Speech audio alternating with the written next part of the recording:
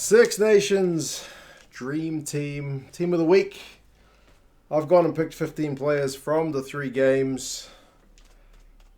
And yeah, I'm going to let you know why I picked them. It's a bit of a tough one with this. Like, I generally pick it like fantasy if you haven't seen his videos before. So I just go by general position rather than like left wing, right wing, fullback. But I've tried to get a good mix. I've definitely been harder on some teams than others. It may be that every team that plays Italy ends up filling up the dream team because their numbers look more impressive, but we will see that one as time goes on. Not much to see here if you're an Italian fan. A little bit if you're English. If you're Welsh, you might like the vid. We'll see. There's definitely a few honourable mentions who could have been made for each team, even Italy. I could be being a bit harsh, but anyway. Here we go. Props. Started with Rory Sutherland. I thought he looked pretty good for a young guy. 6 runs, 11 metres. He had a pass, a defender beaten. 14 out of 15 tackles is a very good shift. Didn't concede any penalties up against that Irish front row. I think is a very good shift, and his career going forward looks to be promising. I probably could have gone with Fagerson if I was going for a Scottish prop, but given that the cauldron that he was in, I thought he lifted for the game pretty well. Next, I've gone with Bay from France. Again, I think the scrum looked worse for the French in the second half, and he was only a starting prop, so it held up a bit better when he was on the field. 4 runs, 8 metres, 2 passes, 7 from 7 tackles. Again, didn't concede a penalty, so I'll give that partly to him, and pretty good effort all around the park. I thought Genge looked pretty good when he came on for England, but yeah, I've gone with one of the French guys. Hooker's one, I've gone with Marchand, but as I put it on the board, I'm not really that happy with it.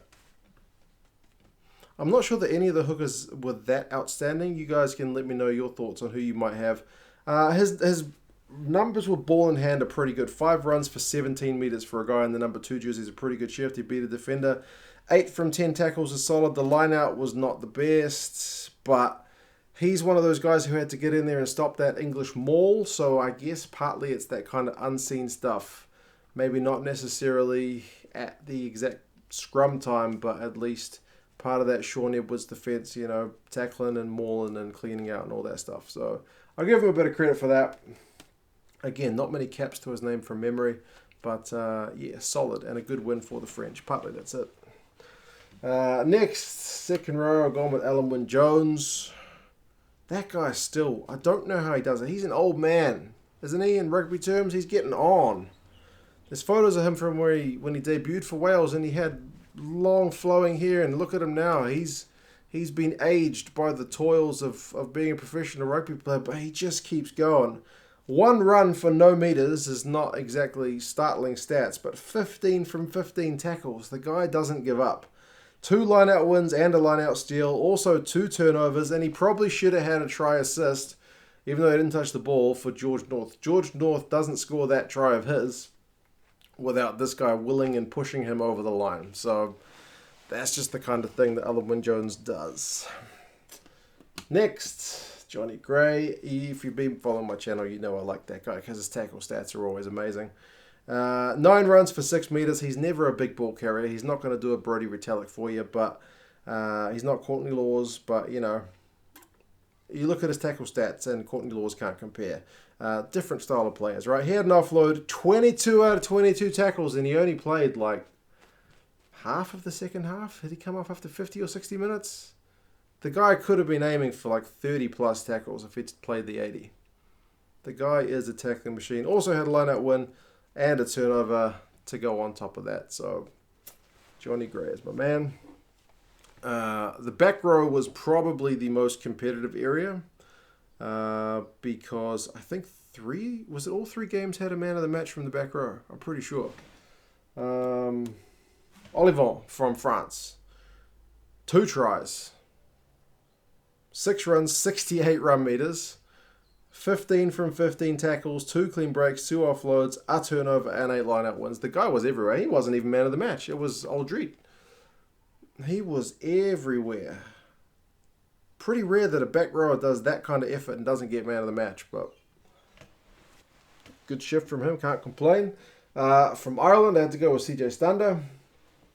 He did get man of the match. 14 runs, 27 metres, a clean break, 2 defenders beaten, 18 out of 20 tackles. So he's a tackling machine in that game as well. And 2 turnovers. Key turnovers as well when they were under the pump. So I know people weren't happy with the way the breakdown was officiated in that game, but still, he got the turnover, Proper shift from that man. And the other guy, I've gone with Justin Tipperick. He also got man of the match in his performance.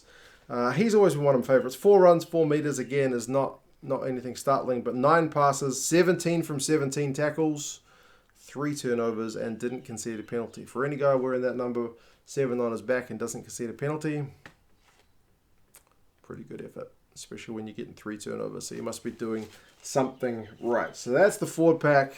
Into the backs, I've gone with Antoine Dupont. Despite a couple of kind of meltdown moments, I think overall you'd have to say he was one of the best players of the round. So he had a try assist.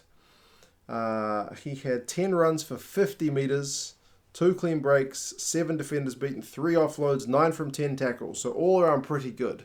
Was leading the pack really well, making good decisions. Like I said, set up that one try. He did throw a pass, I think it was him, passed it in his own goal area when he could have waited for the ball to, because it was a kick through, he could have waited for the ball to go over the line and then just touch it down. But no, picked it up, ran it over the line, chucked it to his teammate in his goal area, and then the teammate kicked it. So, bit of a high-risk play. Could have been a coach killer, but paid off. And then, with 30 seconds to go, he reads the clock wrong and kicks the ball out. England ended up with a 5-metre scrum, and they win a scrum penalty and kick the penalty to get a bonus point. So he gave England a bonus point. So a couple of brain meltdowns, but apart from that, I think he was pretty good for most of the game. Dan Biggar, there was never going to be anyone else at fly half after that try assist. Through his legs, the ex-kind of Carlos Spencer guy. 2 try assists he had overall. 2 conversions, 3 penalties, 5 runs for 18 metres and 8 from 10 tackles. The guy was slick. The guy was in control. It's kind of hard to believe at this point that he and Anscombe were kind of swapping shifts depending on the kind of game, how things were going. One would start, one would finish. At the moment, you just need Dan Biggar. That's pretty much it. I got another Scotsman in the midfield. I have gone with Sam Johnson. I thought in a losing Scotland team, he looked one of the better players. 8 runs, 65 metres is a very solid effort against that Irish defence, man. They weren't giving up metres much. He had a clean break. He had 5 defenders beaten. I got bad handwriting. And 7 from 9 tackles. I'd like the tackle stats to be a little bit higher, but yeah, there weren't many guys in his team. I think it was only Hogg that had more defenders beaten. Everyone else was 1 or 2. He had 5. I think Hogg had 8, but after that try failure, he was never going to get an Emma board. So, yeah, Sam Johnson.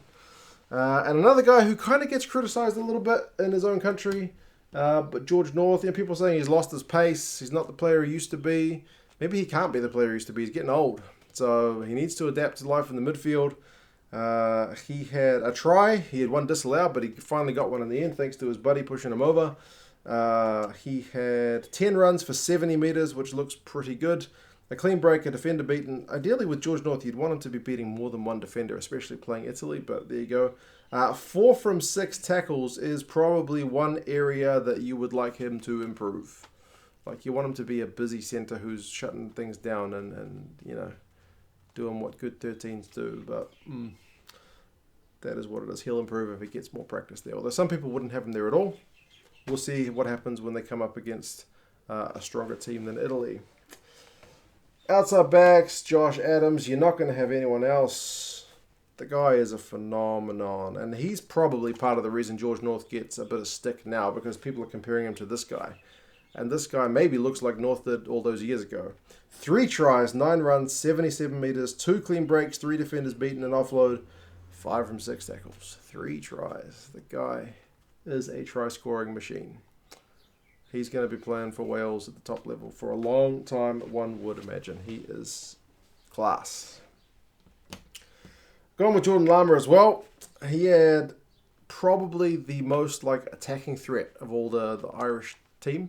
I know it's a big shift to go from Carney to Lama. They're such different players, but maybe this new era Irish team needs a guy like this who is able to just cut teams to bits, because the guy, he's kind of Christian Cullen-esque if I can compare him to a Kiwi. Like, just the way he gets through players with that footwork is phenomenal. 19 runs, 138 metres, 2 clean breaks, 3 defenders beaten, 7 passes, 3 from 3 tackles. He's the only fullback of all the Six Nations teams this week that made all his tackles. So not always an easy job to do when you're wearing that 15 jersey, and that's the one area he probably gets criticised a little bit, that in his work under the high ball, but yeah, definitely a player you want your team. And there has to be an Englishman in there after that performance. I've just rubbed the name off, but slightly. It's Johnny May. The English were doing nothing until he scored those tries. Like, they were just pounding against that Sean Edwards-inspired defensive French wall, and this guy just took it upon himself to go and score 2 tries. They were just pieces of magic. Individual brilliance. Like, it's a team game, and it's not that often that you genuinely say that was just absolute individual brilliance, but that's your guy. 2 tries, 10 runs, 48 metres, 3 clean breaks, 7 defenders beaten. 1 from 3 tackles is probably not the best look, especially when, I think it was Olivon's, was it his first try? When May kind of stopped running because he assumed it was a knock-on. Maybe that's a lesson to play to the whistle, but apart from that, he looked pretty bloody good. So, yeah, that's the team. I feel like I've probably been a bit hard on Ireland, but that game was pretty close, so 2 from each. Maybe that's fair. I don't know. I've only just realised that as I was writing the magnets out that I've only picked 2 Irishmen. But there you go. Those are the players I picked genuinely without trying to favour any one country over the others. You can see there's no Italians there.